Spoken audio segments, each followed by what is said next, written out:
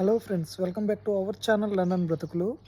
నిజంగా నాకు అసలు అర్థం కావట్లేదు. మనం రోజు ఇన్ని స్కామ్స్ మీద వీడియోలు తీస్తూ ఉన్నాం. అయినా కానీ మరలా ఇలా స్కామర్స్ చేతిలో మోసపోతూనే ఉన్నారు. అసలు నిజంగా అది తెలియక చేశారా, తెలిసి చేస్తున్నారో కూడా నాకు అర్థం కాదు. నిజంగా ఈరోజు చూశాను, నాకు వచ్చిన మెసేజెస్లో ఈ మధ్య ఎక్కువగా ఇవే వస్తున్నాయి. రీసెంట్గా అయితే ఇండియా నుంచి ఒక పర్సన్ అయితే ఇక్కడ కనపడుతుంది చూసారా, 10 lakhs చేశారంట. మళ్ళీ యూకేలో ఉన్న పర్సన్ ఇంకో పర్సన్ వచ్చేసి 12 lakhs ఇట్లా జాబ్ చేపిస్తానంటే ఇచ్చారంట. తనేమో ఆ డబ్బులతో క్యాష్ నోలు అయ్యి ఆడుకుంటూ ఉన్నారంట. అది మన తెలుగు వాళ్ళే.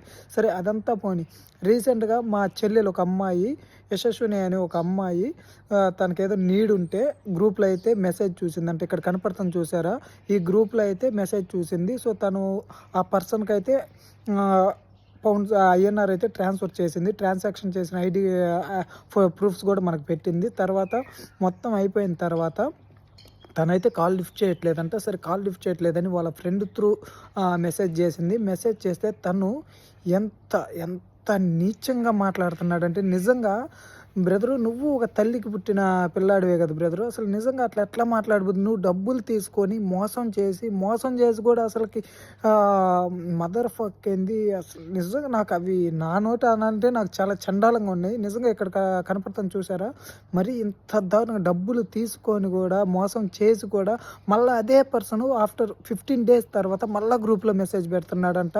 తనేమో కాల్స్ రెస్పాండ్ అవ్వట్లేదంట, తన డీటెయిల్స్ కూడా ఏం చెప్పట్లేదంట. మీరు యూకేలో ఉన్న మీ ఫ్రెండ్స్ కానీ మీరు కానీ ఇక్కడ కనపడుతుంది చూసారా, ఈ నెంబర్ కనుక మీకు తెలిసిన గ్రూపుల్లో కానీ మీ మీకు సరౌండింగ్లో కానీ ఏదైనా తెలిసిన వ్యక్తులు కానీ అయితే ప్లీజ్ నాకైతే తెలియజేయండి. తన మీద ఆల్రెడీ పోలీస్ కేసు కూడా పెట్టారు, పోలీస్ ట్రేసింగ్ చేస్తున్నారు. సో దీన్ని అసలు ఇతన్ని ఏమనాలో మీరే అయితే నాకు కామెంట్ రూపంలో తెలియచేయండి. నిజంగా ఇంత దారుణంగా బ్రదరు, నిజంగా ఇట్లాంటి డబ్బులు మీ ఒంటికి కూడా పట్టవు బ్రదరు, నిజం చెబుతున్నాను.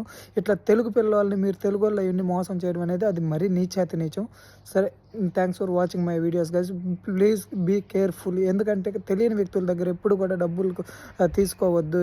ఎందుకంటే మీకు ఏదన్నా నీడ్ ఉంది అంటే పౌండ్స్ అన్నప్పుడు మీకు తెలిసిన వాళ్ళ దగ్గరికి వెళ్ళి డైరెక్ట్గా హ్యాండ్ టు హ్యాండ్ తీసుకోండి. ఇలా అయితే చేయొద్దు. Thanks for watching my video guys. Thank you.